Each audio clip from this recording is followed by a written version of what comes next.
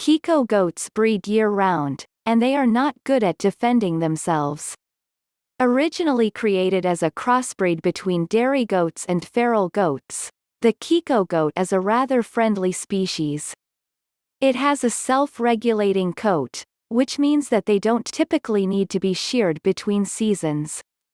The primary purpose is to provide meat or milk, though it only produces milk for the months following the birth of their young. Here are a few fun facts about Kiko goats. The Kiko goat is the result of a crossbreed of dairy goats and feral goats by Garrick and Anne Batten. The resulting crossbreed became rather hardy and resistant to parasites.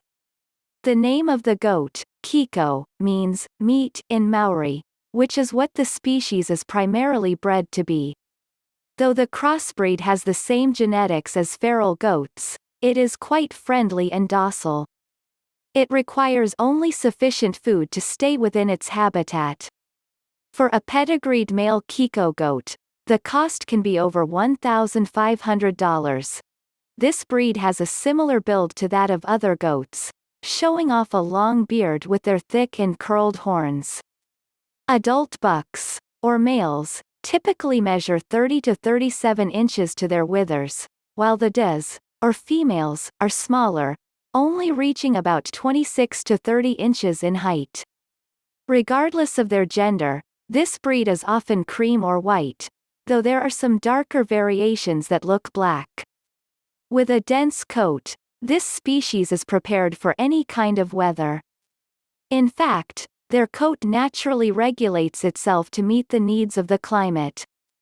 Their long ears also serve as a temperature regulator, keeping them warm.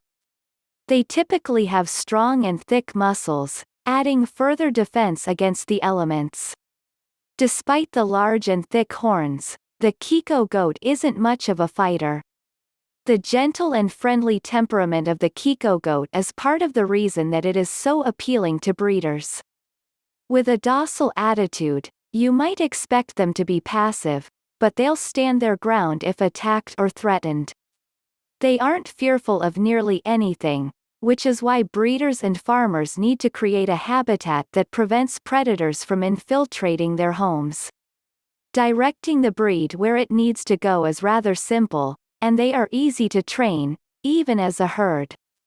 However, very few people keep them as pets. More often, they are kept for their milk or to harvest for meat. They have a fairly independent personality, which is why they don't run when danger is afoot. Instead, their typical behavior is to wait and see what will come of the situation. They won't attack other animals, provoked or not, and they typically keep to themselves. Originally, the breed lived in New Zealand. However, after noticing how resistant to parasites and how hardy the breed was, the breed slowly was imported to the United States in the 1980s. At this point, until they are imported elsewhere as well, the Kiko goat remains primarily in the southeastern region of the United States and New Zealand. The breed itself doesn't require much maintenance, making it incredibly helpful to farmers who take care of them. When constructing a habitat at home, the primary concern is having enough room. They need a place to forage, though their location isn't quite as particular. They just need enough ground to cover to continually eat the grass and other natural plant life. Since this goat likes to roam, good fencing is required. These animals have the ability to stand up on their hind feet, giving them up to 6 feet of height to allow them to clear relatively low fencing. Since the Kiko goat isn't particularly capable of protecting themselves from potential predators, this fencing needs to be enough to keep any animals out. With the naturally regulated coat of the Kiko goat, their habitat won't even need to include much for shelter. They can thrive in damp or dry environments. The diet of a Kiko goat is rather easy to maintain, especially since they don't really require supplemental feeding or specialized foods. They need a habitat with plenty of vegetation, which is what they will predominantly graze on. With the inherited genetics of feral goats, the Kiko goat primarily fends for itself, requiring very little of the humans that care for them. However, if they don't have enough vegetation in the area, they will leave their habitat to find it. If the owner wants to make sure that the goat has enough to feed on, they'll also indulge in high-quality hay, silage, food pellets, and legume grasses. They work with whatever they have, though they will leave their habitat if they run out of vegetation after a while. They become extremely restless without enough food around them. The natural inclination to feed on the vegetation around them makes them incredibly helpful for land management. In areas that are more prone to fires, landowners may keep them to clear out underbrush or even just eliminate the weeds without the need for a landscaping service. The breed isn't particularly good at defending itself, so any critters with claws or teeth that manage to break into their habitat may go after them. This goat will choose to stand their ground, but they don't have any natural defenses to speak of. Building a habitat is the best way to defend them from predators, though there is no real threat to the population. Kiko goats are domesticated and bred to be livestock to be kept by humans, so it is primarily up to the owners to decide on the population.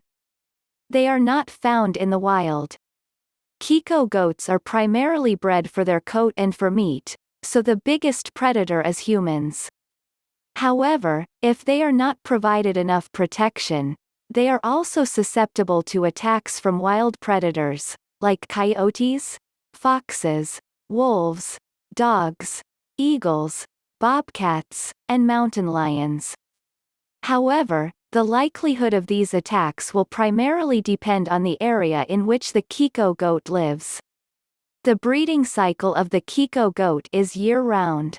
Farmers need to do more than place the bucks and does together, allowing them to naturally mate to expand their species within their habitat.